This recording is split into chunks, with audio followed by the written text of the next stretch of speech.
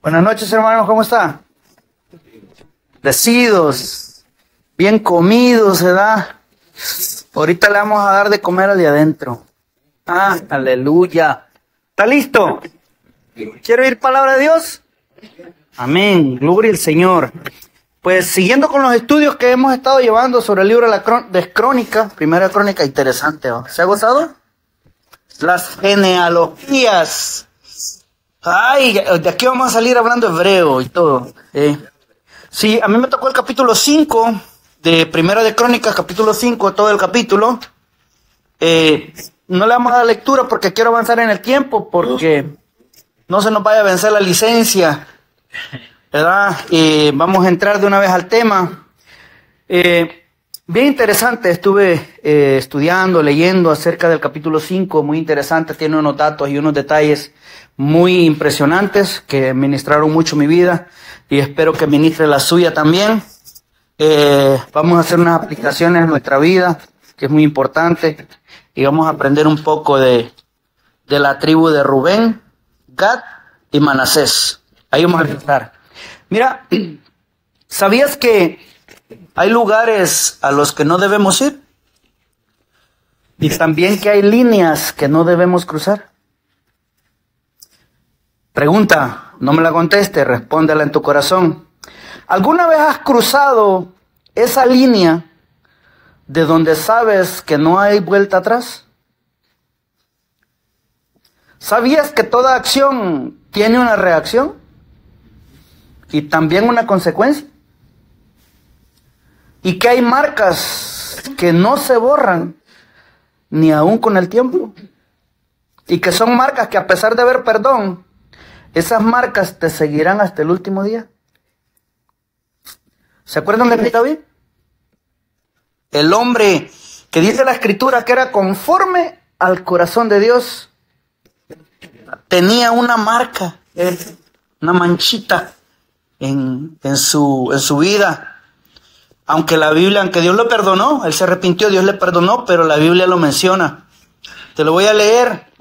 En Primera de Reyes 15:5 dice, por cuanto David había hecho lo recto, fíjate cómo lo ve Dios, había hecho lo recto ante los ojos de Jehová, y mira cómo dice, y de ninguna cosa que le mandase se había apartado.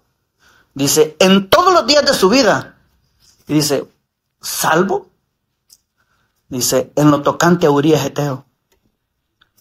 Interesante, ¿no? El hombre conforme al corazón, porque hacía todo lo que Dios le encargaba.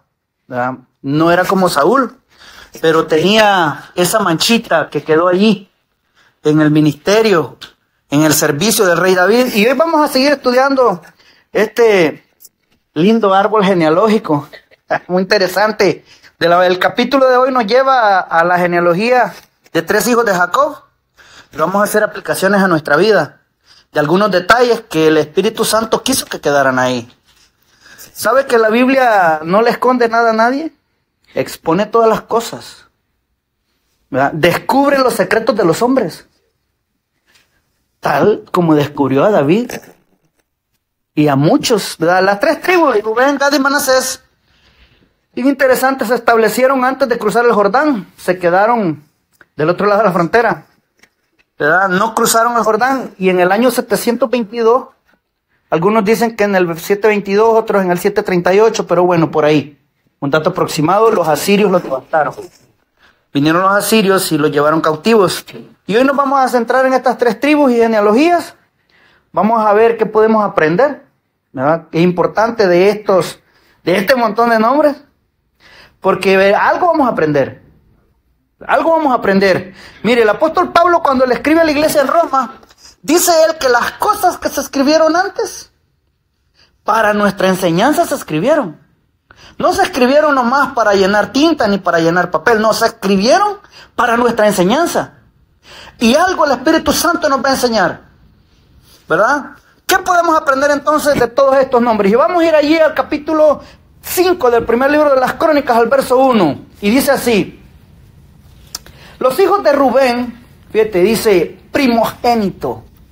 Qué importante ese detalle. Primogénito de Israel. Y abre un paréntesis el texto y dice, porque él era el primogénito.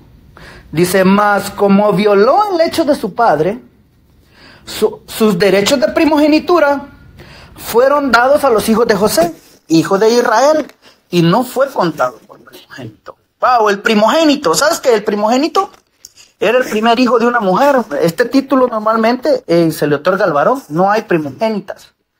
Hay primogénitos, varones. El que rompe matriz, el varón. Era considerado también el principal entre sus hermanos. Se le otorgaba la responsabilidad de la familia al faltar el padre. También era una posición de honor y también de importancia por lo que representaba en aquella cultura, ¿verdad? El ser el hijo primogénito. También era el orgullo de su padre. No es como nuestra cultura. Yo soy primogénito, ¿sabe qué? Bueno, no sé si alguno, pero en mi cultura, al menos lo que a mí me tocó, al primogénito es el que le toca toda la friega, ¿verdad? Le toca, mira, al primogénito le toca aguantar todo. Al primogénito la inexperiencia de los padres, muchas veces la pobreza, porque imagínense, mi mamá tenía 15 años cuando yo nací, mi papá 22. ¿Qué derecho yo podía tener vivían allá en un cuartito al fondo en la casa de mis abuelos? Y a mí en la primogenitura, pues yo fui el primogénito. Y gloria a Dios por eso. Dios quiso que naciera en el seno de esa familia. A Él sea la gloria, Él tenía un propósito para mí, ¿verdad? Y normalmente en nuestra cultura, al que le toca toda la herencia es al chiquito. Sí. Bueno, al menos en El Salvador, no sé cómo será en otros países. Al peque, pues es el consentido, es el que se queda en la casa. Bueno, pero sucedía que en aquellas épocas, fíjate qué interesante, que algunos primogénitos que debían ser el honor de sus padres eran la vergüenza. Eran la vergüenza y no les importaba el privilegio de ser llamado el primogénito. ¿Se acuerdan de Esaú? ¿Han leído sobre Esaú que vendió su primogenitura por un plato de lentejas? Y al que ahora tenemos en cuestión, a Rubén, el primogénito de Israel, también metió la pata.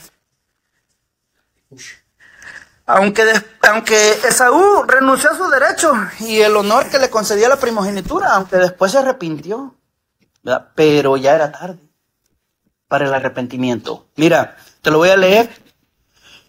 Voy a ir a los pasajes, a la referencia, y usted manténgase ahí en el texto para que avancemos en el tiempo. Hebreos 12:16 dice, no sea que haya algún fornicario o profano como Esaú, que por una sola comida vendió su primogenitura. Fíjate, yo me puse a imaginar un fornicario, porque normalmente tenemos un concepto del fornicario, pero la palabra de donde se tradujo abarca muchas cosas. Fíjate que un fornicario, y fíjate que se tradujo del griego pornos, no sé si te suena. La raíz es la palabra porneia, de donde se tradujo, de donde se deriva la palabra pornografía. Ya te dice, no sea que haya algún pornográfico, ¿lo sabrá? Bueno, Dios conoce los corazones. No sea que haya algún pornográfico, o sea, un fornicario, una persona que comete inmoralidad sexual. Eso es un fornicario. Un fornicario es aquel que comete inmoralidad sexual, no necesariamente con otra mujer, también con varón, mujer con mujer. Esa es inmoralidad sexual, porque no es lo que Dios ha establecido. Dice que no hay entre vosotros un fornicario o un profano. ¿Sabe qué es un profano? Un profano es una persona irreverente, una persona que, esos que dicen, la Biblia dice así, pero yo digo que no hay que ser tan exagerado. Ese es uno que profana. Profanar tiene la idea de cruzar por un umbral, de romper algo, de meterte algo, de quebrarlo, de atravesarlo, así como de manera impertinente. Eso es profanar. Profanar. Dice que no hay algún profano, algún irreverente. Mira, Esaú trató con irreverencia su gran privilegio que tenía de obtener la bendición de ser el primogénito. Y después se lamentó por su irreverencia. Lloró ese plato de lentejas. Ese plato de lentejas le salió carísimo. ¿Sabes que hay muchos varones que dicen que a quien le dan pan que llore? ¿No has escuchado? Hermano, ¿por qué? ¿Por qué a veces engañan a la esposa y cuando les preguntan, mamá, ¿no qué pasó? Y hermano, es que soy hombre. Soy hombre y a quién le dan pan que llore. Pero después andas llorando porque te comiste el pan. ¿Y a quién le dan pan que no, hermano? Mira, Esaú le pasó por irreverente, por no considerar lo que conllevaba la bendición espiritual y material de ser considerado el primogénito de su padre. Dice, Esaú es un tipo de aquellos cristianos que desprecian las bendiciones espirituales por darle libertad a sus anhelos carnales. Debemos aprender y entender, mira, que nunca debemos poner en tela de juicio las bendiciones espirituales y lo carnal. Porque lo espiritual siempre debe estar por encima como prioridad de las cosas de esta vida. Pero muchas veces nosotros nos portamos irreverentemente como Esaú y menospreciamos las bendiciones espirituales, todo lo que Dios quiere hacer con aquel que se dispone a que Dios lo use, a que Dios pueda hacer algo con él. Dios quiere usarnos a todos, hermanos. Todos tenemos un propósito en esta vida como hijos de Dios. Mira, desde el día que te conviertes, Dios tiene un trabajo para cada uno de nosotros. El apóstol Pablo, cuando le escribe a los filipenses, les dice, ocupaos en vuestra salvación con temor y temblor. ¿Qué significa eso? Que te pongas a trabajar en tu salvación, no en que ayudes a ser salvo, sino en tu relación, en tu vida cristiana. En tu diario vivir como cristiano, ocúpate en eso, no estés de ocioso. Eso quiere decir el apóstol Pablo, ocupado. O sea, Dios tiene una tarea para cada uno de nosotros. Porque Dios no tiene hijos consentidos chiqueados que sin hacer nada. Él no planta árboles estériles. No damos fruto porque no nos dejamos usar por el Señor. Porque muchas veces, irreverentemente, no queremos. La mano de Dios está, el servicio a Dios. ¿Se acuerdan que los obreros son pocos? Y la mies es mucha. Y no servimos a Dios porque no queremos. Mira, dice el apóstol Pablo, allá cuando le escribe a los Colosenses, en el capítulo 3, en el verso 1, fíjate lo que les dice. Dice, si pues, y usa ese sí condicional de primera clase, si pues habéis resucitado con Cristo, dice, buscad las cosas de arriba. Dice, donde está Cristo sentado a la diestra de Dios. Mira cómo dice el 2. Colosenses 3:2 dice, poned la mira en las cosas de arriba. Dice, no en las de la tierra. Mira, Pablo toma esta figura de los juegos griegos de un arquero. No sé si ya se los he explicado antes. De un arquero que apunta para no errar el blanco. Que apunta, que pone la mira para disparar su flecha y apunta, no deja que nada lo distraiga como un francotirador. Pon la mira, que nada te distraiga, pon tu mirada en las cosas de arriba, en las cosas espirituales, porque las cosas de esta vida son temporales, son pasajeras. Cuando Cristo venga, hermano, que está pronto a venir, yo así lo creo. A lo mejor me toque verlo, a lo mejor no, a lo mejor nuestros hijos. Él está pronto a venir. Él viene y trae un galardón. Y trae una recompensa para cada uno de nosotros. Para recompensar a cada uno, cualquiera que sea su obra. Dice el apóstol Pablo, ¿por qué debemos de poner la mira? Bueno, el siguiente versículo, el verso 3 lo dice. Dice, porque habéis muerto. Porque habéis muerto y vuestra vida está escondida con Cristo en Dios. Mira, la decisión final siempre es nuestra. Siempre somos nosotros los que decidimos. Como vamos a ver en el caso de Rubén, que es lo que estamos estudiando. Siempre nosotros. Mira, Esaú menospreció. ¿Sabes qué dijo él? ¿Y para qué me sirve la primogenitura?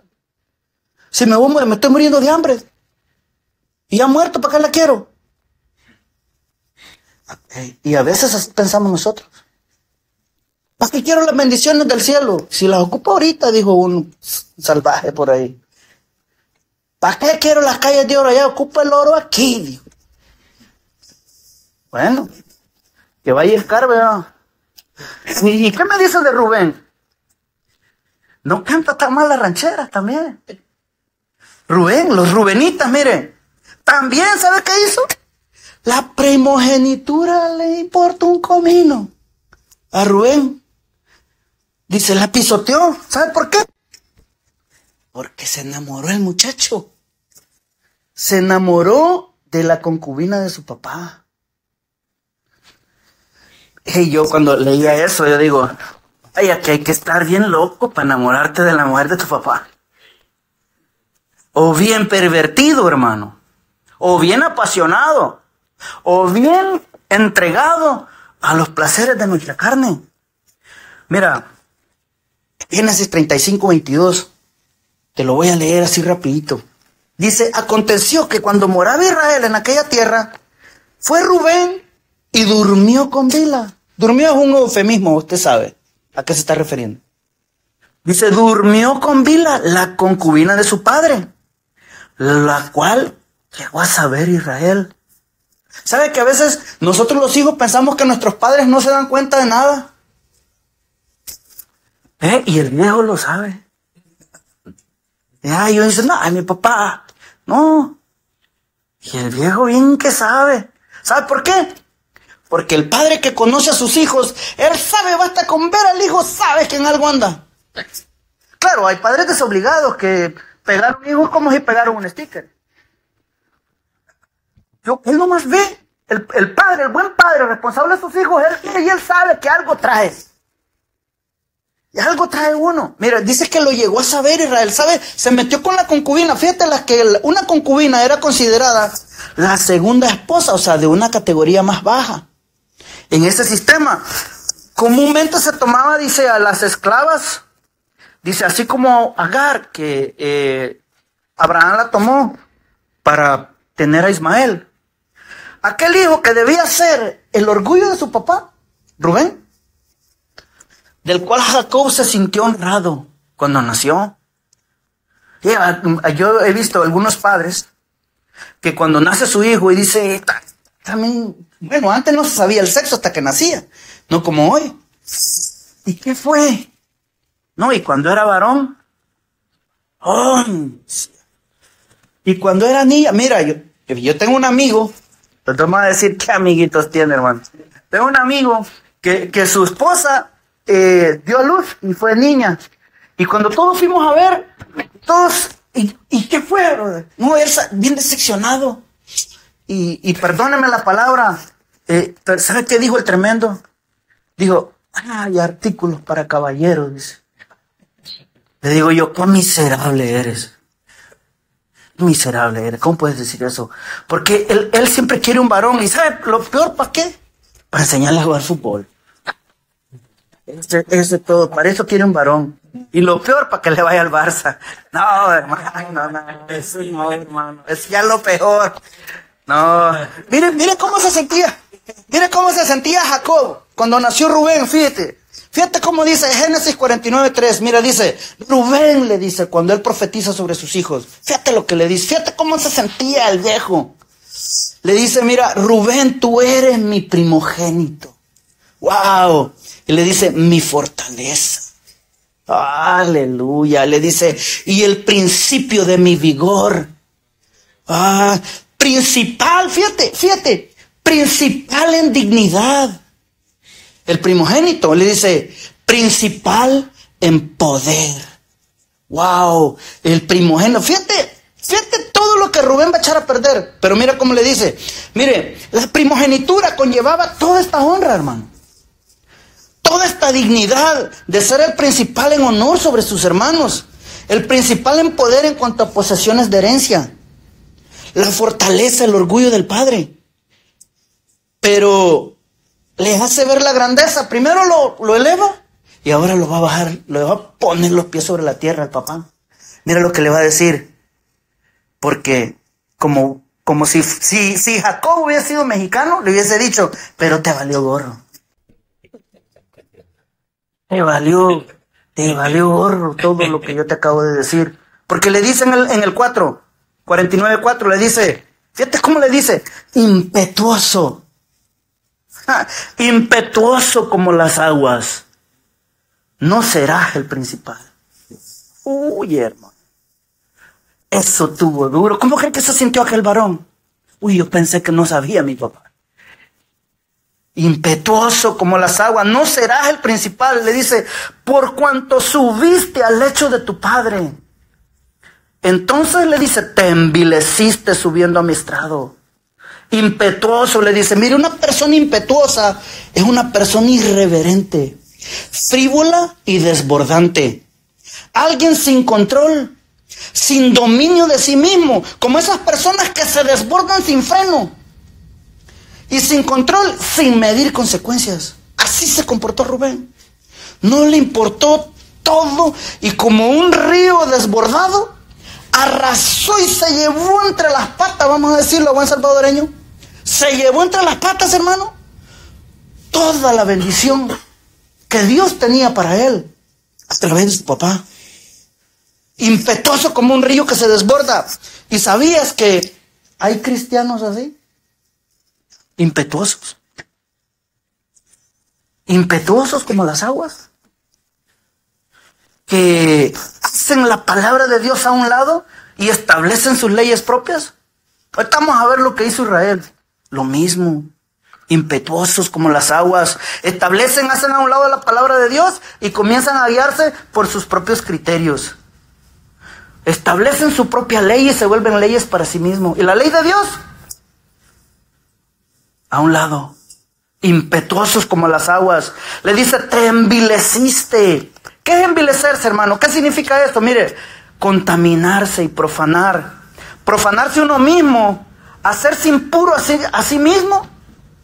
Ritualmente y sexualmente. Eso es envilecer. Eso hizo Rubén. Se envileció a sí mismo, se manchó. ¿Por qué? Quisiera usar unos términos peyorativos, pero como se está grabando, mejor me los reservo. Te envileciste subiendo a mi estrado. Este acto vil, hermano, era considerado en el corazón de Dios como abominación. Como abominación. Mire, volvamos ahí a Crónica.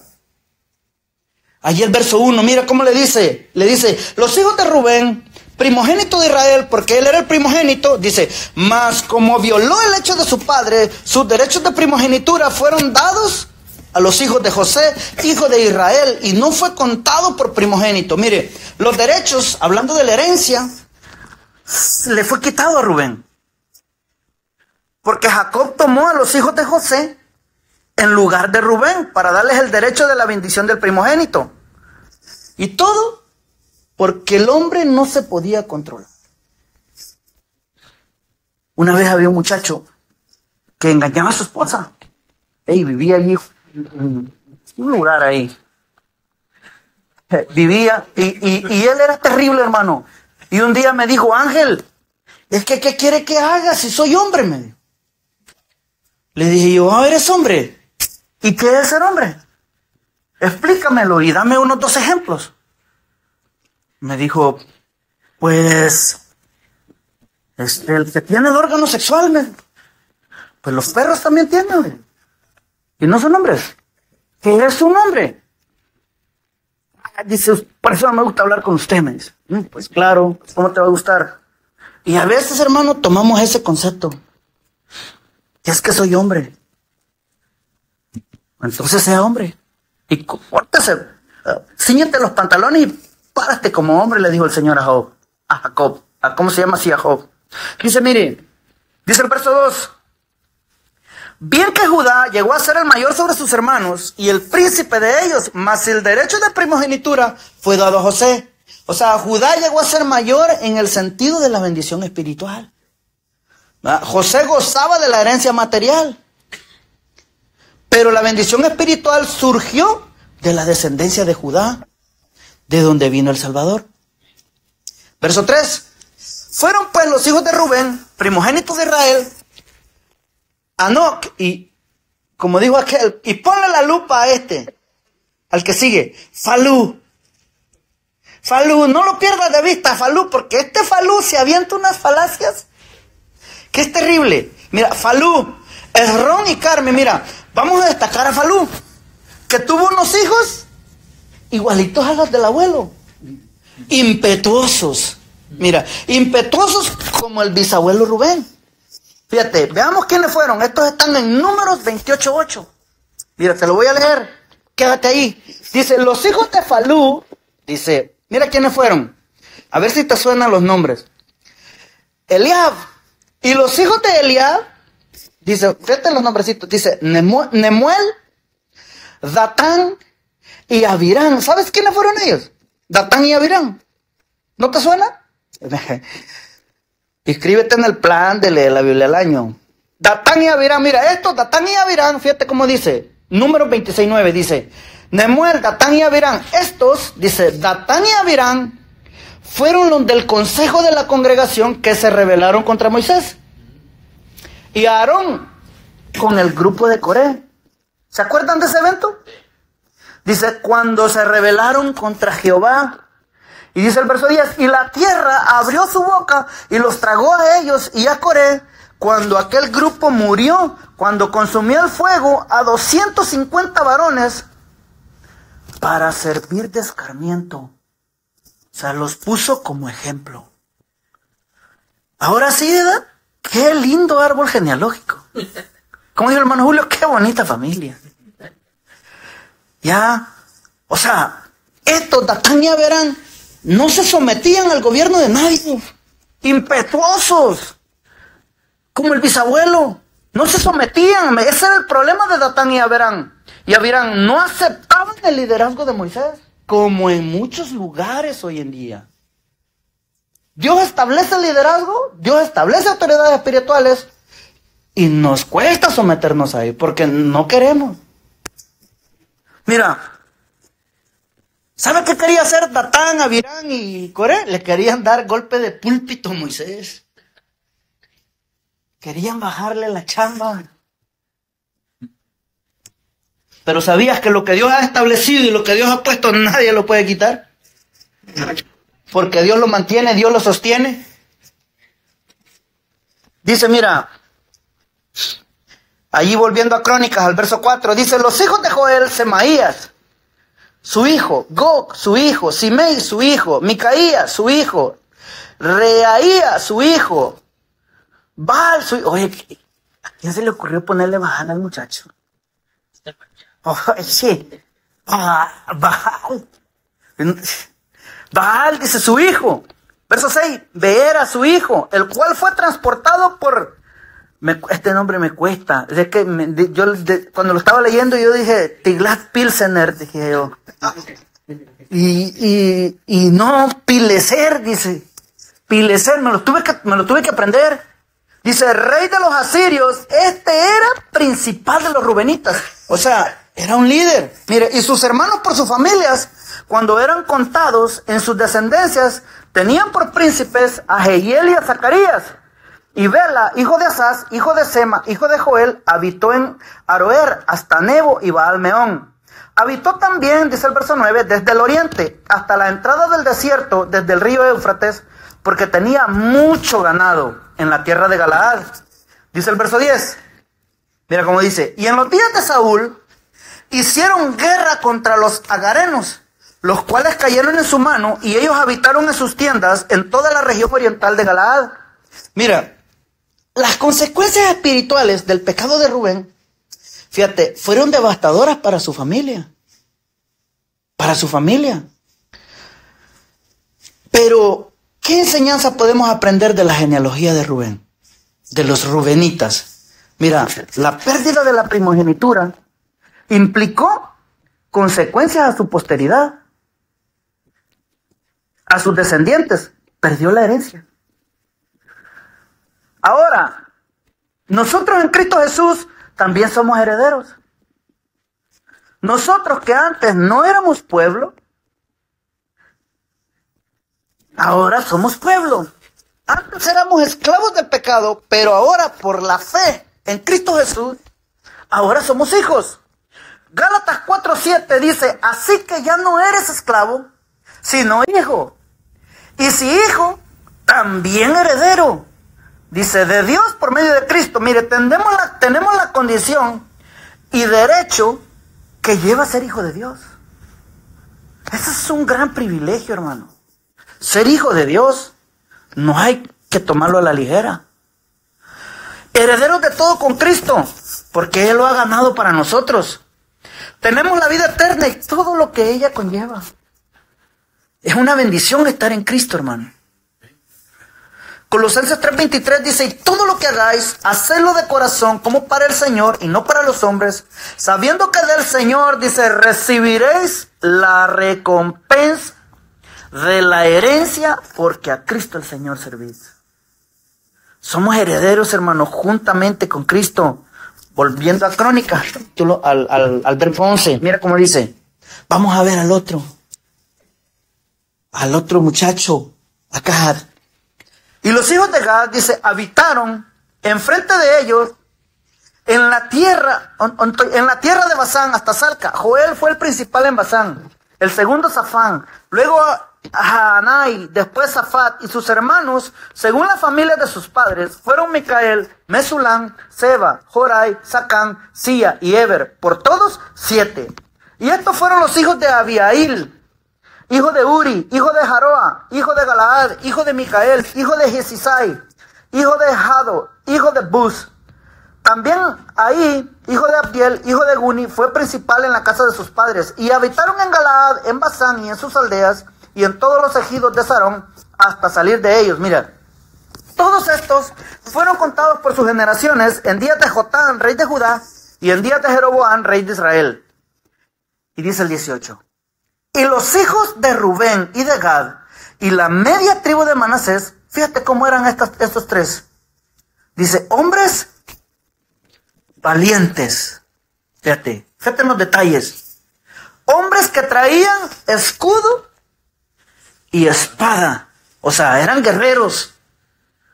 Dice, que entesaban arco y diestros en la guerra. O sea, estos eran Navy SEAL, brother. Eran caiviles. Mira, dice, diestros en la guerra. Eran 44,760 que salían a la batalla. Un ejército, brother. Dice el 19, estos tuvieron guerra contra los agarenos, o sea, contra los descendientes de Agar. Y Getur y Nafis y Nodab, y fueron ayudados contra ellos, y los agarenos y todos los que con ellos estaban, dice, se rindieron en sus manos. Fíjate por qué, dice, porque clamaron a Dios en la guerra y les fue favorable porque esperaron en él. Mira, estos hombres eran valientes, armados, hombres de guerra que salían a la batalla. Es interesante notar, mira, todos estos detalles que da el cronista, que dice que eran valientes, armados, pero a pesar de su braveza y su poder militar, salieron a la guerra y en medio de ella clamaron a Dios, en medio de la batalla. ¿Y por qué no antes de salir a la guerra? Sino que hasta que ya están en medio de la guerra claman a Dios. ¿Alguna vez has estado en medio de una batalla? Y cuando sentías que el barco se te hundía, ¿clamaste a Dios? ¿Cómo es? Porque empezaste a confiar en tus fuerzas, en tu braveza, en tu destreza, en tu habilidad. Y se te olvidó tu Señor. Pero Dios, que es un Dios de misericordia, que nunca nos dejará, ni nunca nos abandonará. Siempre te sustentaré, dice, con la diestra de mi justicia, dice su promesa, que es misericordioso.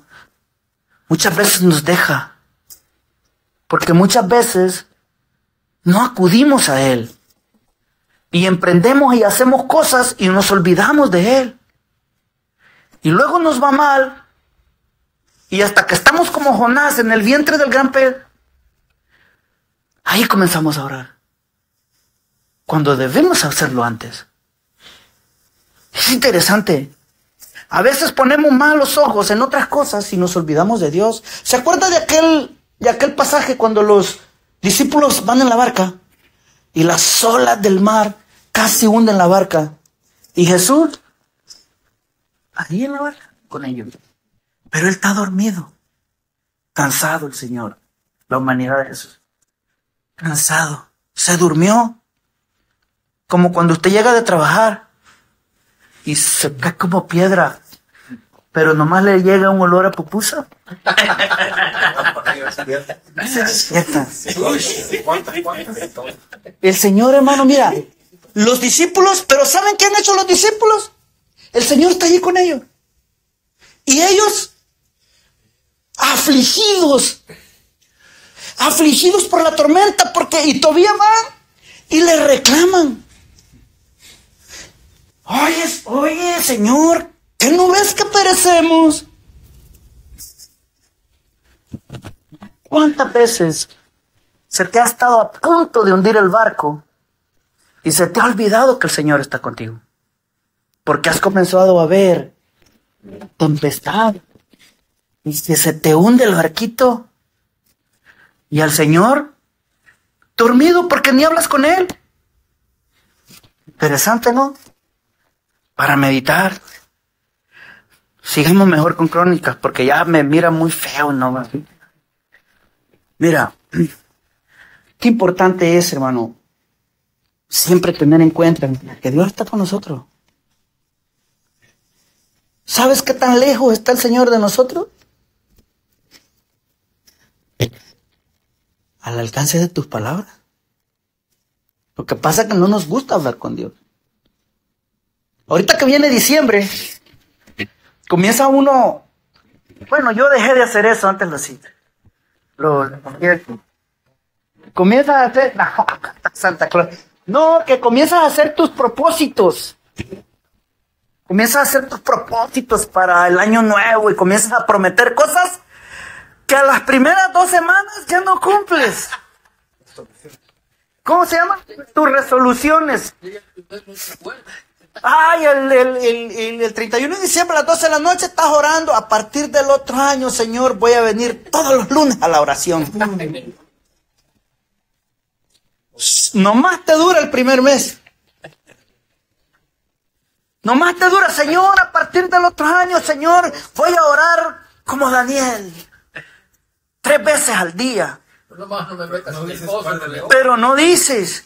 Sí, oras por el café, por el almuerzo y por los alimentos nada más. Esa es la oración.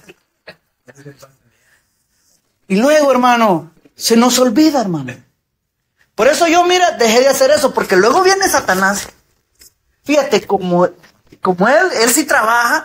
Mire, yo, perdóneme lo que le voy a decir, pero si le dieran un galardón al diablo por ser diablo, ese lo tiene bien ganado hasta la Champions, hermano. Sí, le van a dar su merecido. Sí, hermano, porque él hace su trabajo, brother. Sí, ese sí es buen diablo. Y viene y empieza a decirte, ya viste. ¿No que dijiste que ibas a ir a la oración todos los lunes? Ya ves. Yo que tú, ya ni iba. Y luego nosotros nos sentamos a platicar con él. Le decimos, ¿tú crees, Satán? Sí. Para mí que ya no fuera. Ay, bueno, sí, ¿verdad? Pues ya no voy. Y ya no vas. No, hermano. Pero volvamos a Crónicas. Vamos a seguir viendo esto porque ya es tarde y la licencia se va a acabar. Mire, verso 21 dice, y tomaron sus ganados 50,000 camellos. Fíjate el botín de guerra. 50,000 camellos, 250,000 ovejas, ¡ay, jole! Y 2,000 asnos y 100,000 personas. Y cayeron muchos muertos, dice, ¿por qué? Porque la guerra era de Dios. Y habitaron en sus lugares hasta el cautiverio. Mira, de Dios es la guerra, no de los hombres. Él es el que pelea por nosotros, hermano. Pero nosotros a veces queremos pelear nosotros. Mira, a veces nosotros queremos librar nuestras propias batallas. Y cuando yo meto mi pecadora mano, mi mano mugrosa, Dios saca la de él. Entonces dice, Señor, bueno, hazlo tú, pues. Si no me dejas a mí que yo haga lo que tengo que hacer por ti. Y a veces nosotros queremos ayudarle a Dios. Y cuando nosotros queremos ayudarle, pues Él te deja, bueno, hazlo tú. Entonces, mira cómo dice... El verso 23. Vamos a ver a los de Manasés. Los hijos de la media tribu de Manasés, multiplicados en gran manera, habitaron en la tierra desde Basán hasta Baal, Hermón y Senir y el monte de Hermón. Y estos fueron los jefes, dice. No te voy a dar la genealogía, sino los jefes, los cabezas de familia. Estos fueron los jefes de las casas de sus padres, dice Efer, Isi, Eliel, Asriel, Jeremías, Odavías y Jadiel, hombres valientes y esforzados, varones de nombre y jefes de las casas de sus padres. Mire, estos se hicieron un pueblo grande. Un pueblo grande, eran varones de renombre, o sea, conocidos, famosos, lo cual indica, ¿sabe qué indica? Ínfulas de grandeza. Porque el hombre no tiene la capacidad de que reciba gloria, porque luego, que nadie me toque. Ya traigo guardaespaldas. Por favor, después que termine de dar la enseñanza, no quiero que nadie me toque. Ay, de veras. Sí. Mire cómo eran estos. Y al haber ínfulas de grandeza, ¿sabe qué es el paso que sigue? Autodependencia. Y después de la autodependencia, autosuficiencia. Ya no quieres depender de Dios, porque ya te sientes grande. ¿Se acuerda de Nabucodonosor? Ay, todo, ¿cómo decía? Todo esto lo he logrado con la fuerza de mi poder. Vino el Señor y metió su mano. Pensaba como bestia, lo hizo bestia. Mire esto, la media tribu de Manasés, como eran grandes, varones de renombre y famosos, mire lo que hicieron. Ya los tres juntos. Eran un ejército grande. Mire lo que hicieron en el verso 25. Y fíjate lo que hicieron. Dice, pero se rebelaron contra el Dios de sus padres. ¿Y qué hicieron? Y se prostituyeron siguiendo a los dioses de los pueblos de la tierra, a los cuales Jehová había quitado de delante de ellos. Mira, la idolatría es bien sutil. Es bien sutil. Imagínate, Dios, aquellos que derrotaron, al pueblo que derrotaron, ellos viendo que los dioses de ellos no los pudieron ayudar, y después se fueron a servirle a ellos. Es como que Dios te saque de adorar a la Guadalupe, te trae para que adores al Dios verdadero, y después vas a México y sales en Univisión allí que vas de rodillas. Hermano, oye, brother, de allí te sacó el Señor. ¿Qué te está dando un dientecito, bro? Dale. No, hermano, o sea, suena hasta absurdo, hermano, lo que hicieron estos. No, y ahorita vamos a ver lo que hicieron. Mira, está absurdo, mira, que los falsos dioses que no pudieron librar a los pueblos que ellos mismos derrotaron, después se fueron a servirle a ellos. Dice el verso 26, por lo cual, fíjate, es que Dios es justo, man, y a Dios no se le escapa nada, brother. Mira, por lo cual el Dios de Israel excitó, o sea, movió el espíritu de Pul, rey de los asirios, y el espíritu de Tiglat-Pileser, rey de los asirios, el cual transportó a los rubenitas, a los gaditas y a la media tribu de Manasés, y los llevó a Jalá, a Abor, a Ara y al río de Gozán. O sea, entonces vino el Señor y trajo juicio sobre ellos. Y trajo juicio, brother, sobre los pueblos. Mira, pero veamos qué fue lo que causó la ira de Dios. Mira, ve, búscalo conmigo porque ya para terminar. Segunda de Reyes 17:6. Te espero. Segunda de Reyes 17:6. Mira lo que hicieron, brother. Yo cuando lo leía, yo dije, wow, dije yo, igualito a nosotros. Segunda de Reyes 17:6. Me dices cuando ya lo tengas, porque ya para el final. ¿Ya lo tienes? Mira lo que hicieron. Fíjate. Vamos a darle lectura. Ya para ir terminando. Segunda de Reyes, capítulo 17, verso 6. Segunda de Reyes está después de Primera de Reyes. Aleluya, me sé la Biblia, bro. Segunda de Reyes 17:6. ¿Ya lo tienes? Ok. Dice así, mira. En el año 9 de Oseas, el rey de Asiria tomó Samaria y llevó a Israel cautivo a Asiria y los puso ¿en dónde? ¿En dónde dijo Crónicas que los había puesto? Al mismo lugar, ¿va? A Jalal, en Abor, junto al río Gozán y en las ciudades de los Medos. Fíjate, dice el 7, porque los hijos de Israel pecaron contra Jehová su Dios, que los sacó de tierra de Egipto, debajo la mano de Faraón, rey de Egipto, y temieron a dioses ajenos. Fíjate el 8, y anduvieron en los estatutos de las naciones que Jehová había lanzado de delante de los hijos de Israel, y en los estatutos que hicieron los reyes de Israel. Verso 9, y los hijos de Israel hicieron secretamente cosas no rectas, pensando que el Señor no los miraba. Dice, contra Jehová su Dios. ¿Qué hacían? Mira, ¿qué hacían en secreto? Edificándose lugares altos en todas las ciudades, desde las torres de las atalayas hasta las ciudades fortificadas, verso 10, y levantaron, fíjate, estatuas e imágenes de acera en todo collado alto y debajo de todo árbol frondoso, y quemaron allí incienso en todos los lugares altos, a la manera de las naciones que Jehová había traspuesto de delante de ellos, e hicieron cosas, dice, muy malas, para provocar a ira a Jehová, y servían a los ídolos de los cuales Jehová les había dicho, vosotros no habéis de hacer esto. Jehová amonestó entonces a Israel y a Judá por medio de todos los profetas y de todos los videntes, diciendo, volveos de vuestros malos caminos y guardad mis mandamientos y mis ordenanzas, conforme a todas las leyes que yo prescribí a vuestros padres y que os he enviado por medio de mis siervos los profetas. Mira el 14, dice, mas ellos no obedecieron. Antes endurecieron su cerviz como la cerviz de sus padres, los cuales, dice, no creyeron en Jehová su Dios.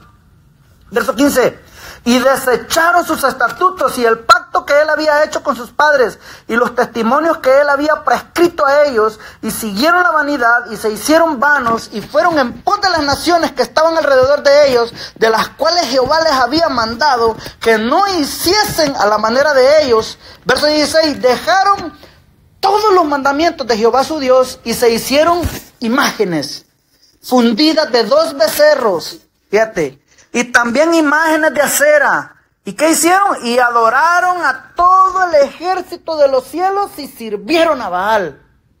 E hicieron pasar a sus hijos y a sus hijas por fuego, y se dieron a adivinaciones y a agüeros, y se entregaron a hacer lo malo ante los ojos de Jehová, provocándole a ira. Jehová, por tanto, dice el verso 18, se airó en gran manera contra Israel, y los quitó de delante de su rostro, y no quedó sino solo la tribu de Judá. Verso 19, mas ni aún Judá, Dios mío, mas ni aún Judá guardó los mandamientos de Jehová su Dios, sino que anduvieron en los estatutos de sus hermanos, de las tribus del norte, dice, los cuales habían ellos hechos. Y mira el 20, y desechó Jehová a toda la descendencia de Israel y los afligió, y los entregó en manos de saqueadores hasta echarlos de su presencia, porque separó a Israel de la casa de David, y ellos hicieron rey a Jeroboam, hijo de Nabat, y Jeroboam apartó a Israel de en pos de Jehová, y los hizo cometer gran pecado. Verso 22, y los hijos de Israel, fíjate, y los hijos de Israel, dice, anduvieron en todos los pecados de Jeroboam, que él hizo sin apartarse de ellos, hasta que Jehová quitó a Israel de delante de su rostro, como él lo había dicho por medio de todos los profetas sus siervos, e Israel fue llevado cautivo de su tierra a Asiria hasta hoy, dice el cronista. ¡Wow! Reflexión. Qué terrible, hermano. Miren, ya para terminar. Dios nos ha dado libertad, hermano. Somos agentes libres, porque Dios no obliga a nadie. Porque Él quiere que le sirvamos por amor. No por imposición, no por miedo, sino por amor. Por respeto. Porque le reconozcamos que Él es Dios en el cielo y Dios en la tierra. Y que Él es nuestro Padre. Y que como sus hijos debemos de comportarnos como tales. Como sus hijos. Él nos ha dado libertad, pero también ha fijado límites que no podemos cruzar. Porque al cruzar la línea, vamos a enfrentar el juicio de Dios. Como Rubén, que perdió la primogenitura. Nosotros no podemos perder más que las bendiciones espirituales, las recompensas, por andar como aguas impetuosas. Las armas, la fuerza y la valentía, hermano, no sirven de nada sin la ayuda y el favor de Dios. Mirad que no desechéis el palabra, dice Pablo. Porque si no escaparon aquellos que desecharon al que los amonestaba en la tierra, mucho menos nosotros. Si desecháremos al que amonesta desde los cielos, la voz del cual conmovió entonces la tierra, pero ahora ha prometido diciendo, aún una vez, y conmoveré no solamente la tierra, sino también el cielo. Y esta frase, aún una vez, indica la remoción de todas las cosas movibles, como cosas hechas, para que queden las inconmovibles. Así que, recibiendo nosotros un reino inconmovible, tengamos gratitud. Y mediante ella, sirvamos a Dios, agradándole con temor y reverencia. Y dice el verso 29 de Hebreos 12, porque nuestro Dios es fuego consumidor. Amén. Padre, en el nombre de Jesús, damos gracias, Señor. Gracias, Señor, porque tú eres bueno, Señor, y tú nos has hecho libres, mi Señor, libres para servirte, libres para adorarte. Gracias, Señor, por este tiempo que nos has permitido estar aquí, Señor, tener estos estudios. Gracias, Señor, por el libro de las Crónicas. Señor, te pedimos que tú sigas hablando a nuestra vida, hablando a nuestro corazón. Bendice a cada uno de mis hermanos, Señor, los que hoy no pudieron estar. Todos los varones, Señor, cabezas de hogar, sacerdotes de familia, Señor, mi Dios, bendícelos. Guárdalos, mi Señor, prospéralos, Padre, pero sobre todo, Señor, ayúdanos a que nunca nuestro corazón se envanezca, Señor, y pretendamos, Señor, poder vivir alejados de ti. Ayúdanos, mi Señor, a ser buenos guías espirituales de nuestros hogares, de nuestras casas, a ministrar a nuestras esposas, Señor, que aprendamos, Señor, a vivir con ellas sabiamente, dándole honor a ellas como a un vaso más frágil. Ayúdanos, mi Señor, bendice a cada uno de mis hermanos. Te pedimos, Señor, por la vida de nuestro pastor Mauricio. Ayúdalo, Señor, y fortalécelo. Síguele dando de tu gracia, de tu amor, de tu misericordia, Señor, para que él, mi Señor, siga siendo, Padre, ese siervo que tú has puesto en este lugar para que alimente tus ovejas. Dale, Señor, sabiduría, discernimiento, Señor, para que sirva con excelencia, Señor, porque sabiendo que el que ha de venir vendrá, Señor, y su promesa no retarda. Y que en aquel día, Señor, que nos toque a todos nosotros estar delante de ti, podamos mirarte a los ojos y no salir, como dice el apóstol Juan, de delante de ti, avergonzados, Señor. Gracias, Señor, en el nombre de Jesús, a ti la gloria. Amén y amén.